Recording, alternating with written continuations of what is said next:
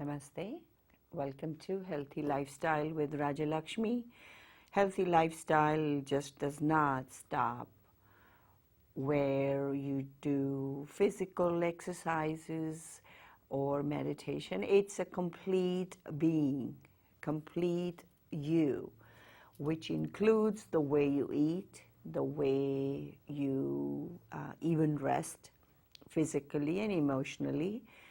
You do certain exercises, the way you have surrounded yourself and in your workplace, the way you interact with your fellow being, in your relationship, with your better half, your spouse, your friend, your kids, and more than anything else is how you treat yourself.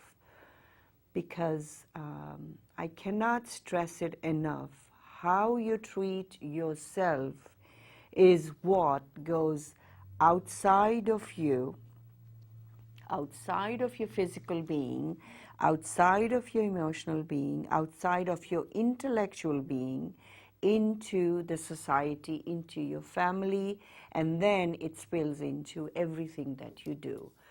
It is extremely important that you stop and think, am I being nice, kind, sweet, generous, gentle to me?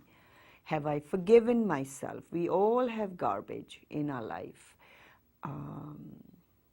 Like last time I mentioned Khalil Gibran, in one place he said that we litter our life. I mean, I really like this line that he has written, that we throw garbage, dump garbage everywhere we go in our life, in our relationship, with the way we interact with our kids.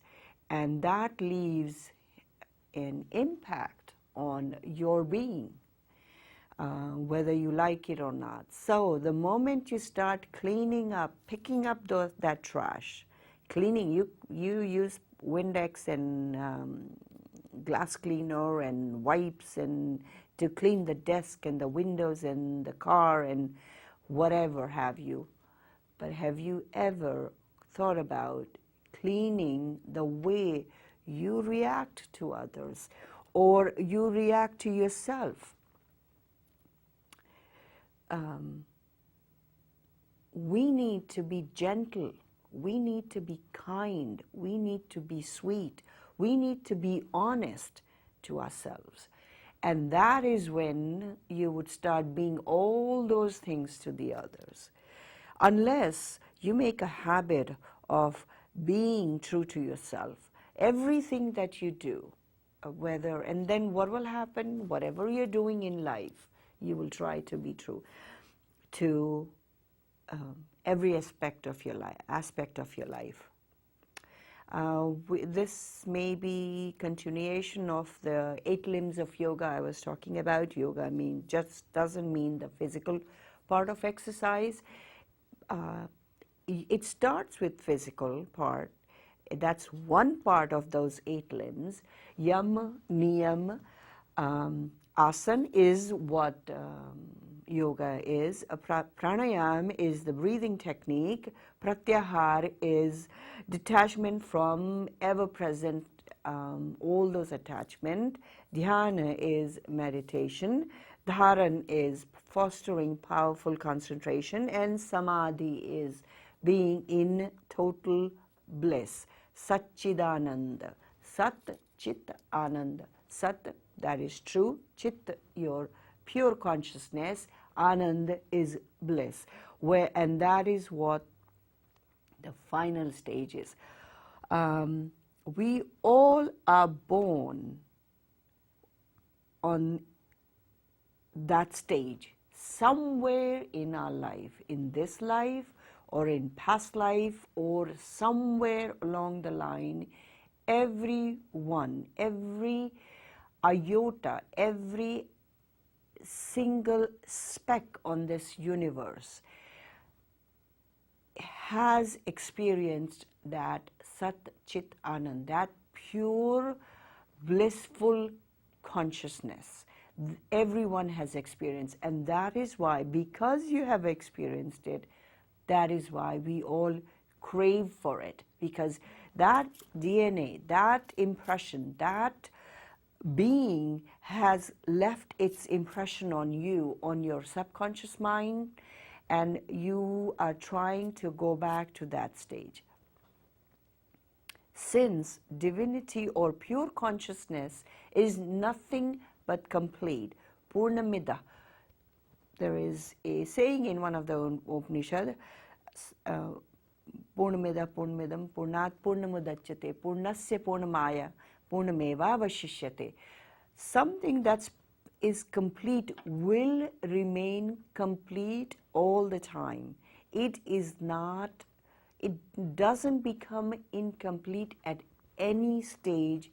So that completeness, that limitness, that blissfulness is in your life. It is there. It's up to you to reach it. And easiest way of reaching that blissfulness, completeness, the circle, the shunya, the zero, which is nothingness, is being true to yourself, being honest to yourself, be alone with yourself, completely alone, and write down all the things that you think are not honest with yourself. Once you put them on paper, they become objective. You write them, close them, and couple of months, a month, 2 weeks, a day later, visit it again, and you will not believe what you have written. Is that really you? It's catharsis. It's purging yourself. It's getting rid of those negativity. It's getting rid of those untruthfulness in you. And unless you do this, unless you make this part of your living, what I'm talking about will not happen. We all want that happiness in life. Tell me one person who does not want to be happy. There is not a single soul on this earth who does not wish to be happy. How do you achieve that happiness? Not buying a new car, not by buying a new dress, not by getting a new house, not by decorating that house, not by getting that promotion.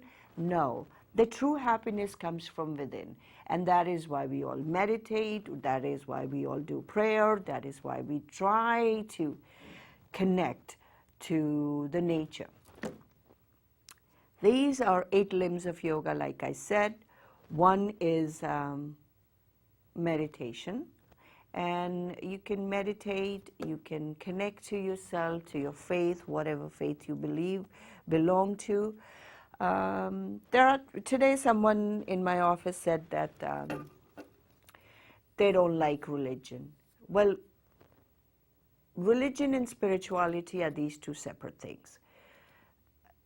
Religion, any customs and culture and rules in certain climates, certain atmosphere, certain boundaries take the form of religion, because those set of people, those group of people are following those discipline. It is necessary, because even you may not believe in any religion, you may not believe in the supernatural power, you may not believe in divinity, you may not believe in nature. that somebody is governing that nature. The day comes and night comes. Can you change that? We cannot change it. You and I, we cannot change. After night, there will be a sunrise, and then sunset will be there. Every part of our life, in your life and my life, religion exists. What I'm saying is, the rules exist in the society unless you go up in the mountains where there's no one. Even then, your rules will be there. You are going to sleep, you are going to get up, and that becomes your pattern. That pattern is your religion for that time. So, and that may become you may get up and eat some breakfast and then just go for a walk. You are all by yourself. That may be your path. So it does exist no matter where. Some people follow a book or may not follow a book. But spirituality is, and that is religion. So religion has gotten a bad rap in the world. When I start telling you that what I'm doing is right and what you are doing is wrong, that is when it is incorrect. Because you cannot tell me what I'm thinking is wrong, and I cannot tell you vice versa, what you are behaving, how you're feeling is not right either. So in my opinion, whoever wants to follow whatever path to connect to themselves, to connect to the nature, connect to the environment, is correct for that person at that moment. And they should be allowed to explore their own individuality, their own strength and weaknesses. Spirituality, on the other hand, is trying to find who you are, trying to find the divinity in you. That Sat Chit Ananda, that bliss, pure conscious blissfulness that exists within you and outside you and in the nature. A tree grows, but the roots are always going down very deep in the earth to find its nourishment. It is always giving fruits to the passers. It is giving shade to those who need it. We need to take clue from the nature around us. We need to see how nature is behaving with its existing fellow beings. A bird will take care of its young ones. They don't just abandon unless it is in the way their makeup is. They all follow strictly. Why can't we do that? Why can't we stop for a minute and think and behave in a way which is not harmful to the other fellow human being or to the nature or the environment, the trees, the river? Plain and simple, just stop being harmful to others. The other day I was speaking to someone and I said that jealousy, anger, hatred, all these different emotions create the aura, the thought process around you. Aura is the right word, around you, which the other person who against whom you are having all these feelings will eventually harbor similar feelings towards you. So how do you counteract?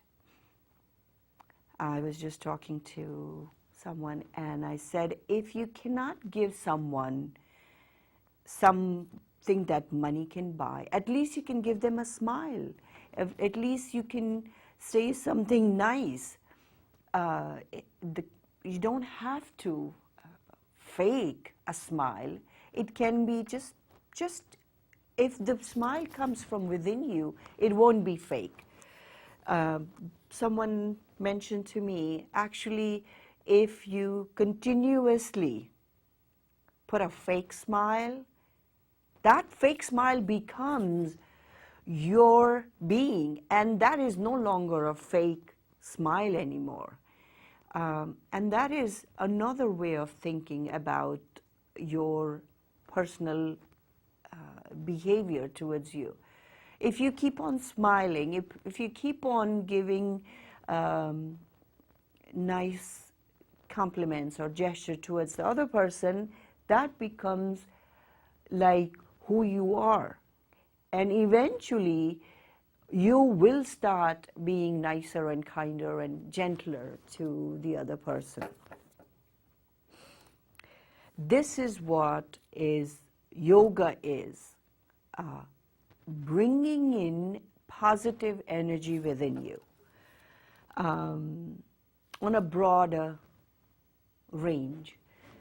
When you are doing any of the physical exercise, like I've been asked to go more into the yogasana, they are not just physical asana, they are energizing a part of you, a section of your physical being.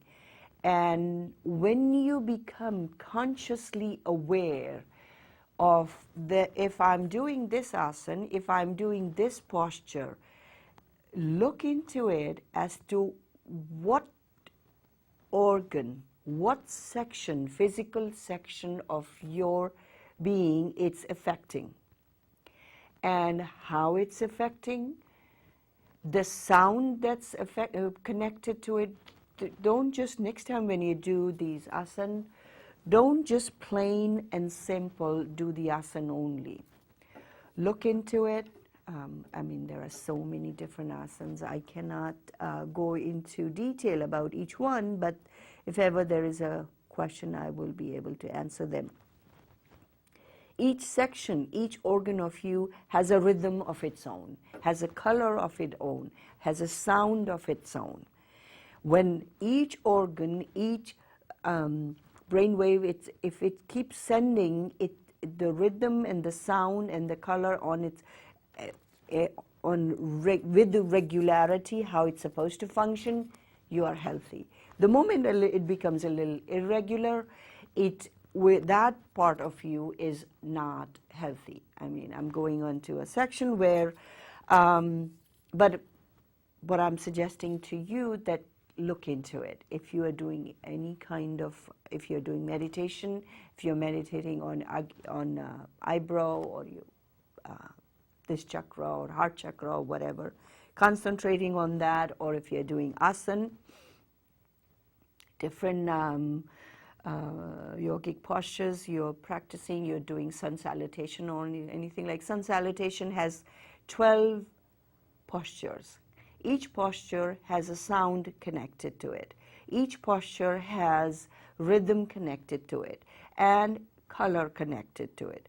So go into that, you can find these in the library, look into that, and next time when you're exercising, even if you're doing exercise, if you're running, and all of a sudden you will see certain colors in front of your eyes, or you feel certain sound in certain section of your body, that is the sound, that is the rhythm of that area.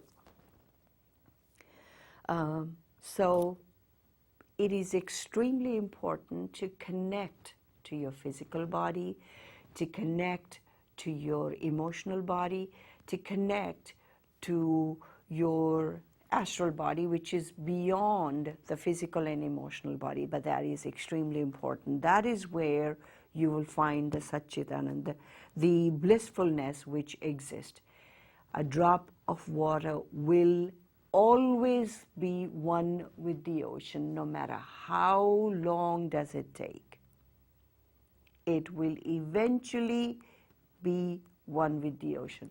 Similarly, each one of us, and not just human being, every single speck on this universe is going to be united with the divinity, which is everywhere, which is within you and me. And that is what these days the nanoscientists, they are finding. They are saying that life exists in every single speck. They may have lesser senses.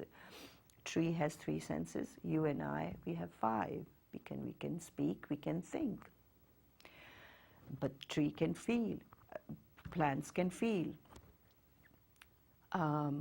So basically, I try to end our sessions with meditation or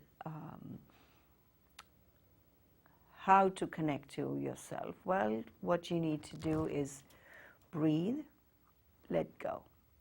Breathe, inhale, stop, count to 1, 2, 3, extend it to 1, 2, 3, 4, 5, 6, 7, then 1, 2, 3, 4, up to 14, and then exhale.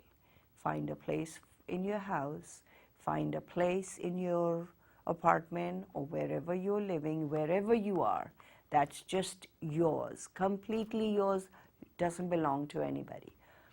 Wood or wool are better. If you sit on a wooden platform, it's easier to concentrate. And just inhale, hold your breath, and let go. Just do it for 5 minutes, 2 minutes, 1 minute. Extend it to a longer period of time till you're comfortable. You can gaze on your nose, tip of your nose. You can gaze between your eyebrows. You can extend your hand, look at the finger and bring it in front of you, and it's hypnotic. What is meditation? Giving thoughts, suggestion to yourself, and these thoughts come and go. But what you're supposed to be doing is just concentrating, coming back to the physical action that you're doing, because any kind of initially any kind of physical action will allow you to concentrate. The process will be much easier. Later on, you will be able to close your eyes, and any sound, the familiar sound, you can have music that you enjoy. It cannot be a pounding, harsh music. It should be soothing. It should be something that is closer to the nature, ripple of the river, chirping of the birds. That is going to take you back to the pure consciousness. I have nothing against any of the harsh pounding sounds, music that's being created out there. But that's not for me. And that is not for you if you're trying to meditate, if you're trying to connect to yourself. As simple as that. So you can play that music, but play that music every day. That's same time, same place. And what will happen, you will be able, physically, you will be able to lower your blood pressure, lower your heart rate, because everything slows down. It's like driving a car. When you're going to work, your body knows, I have to get into the car, I have to drive, I have to go, reach certain place. Once you get out of the car, you park your car, you go to the office, you turn on your computer. You are mentally and physically prepared for all those steps. Basically, this is what it is. You're preparing yourself mentally and physically. You're preparing, you're telling your body, now it is time for me to meditate. So you make sure you find that little space, little nook, little corner for yourself in your life where no one exists, just you and your inner being, the divinity in you, where you are trying to connect to. So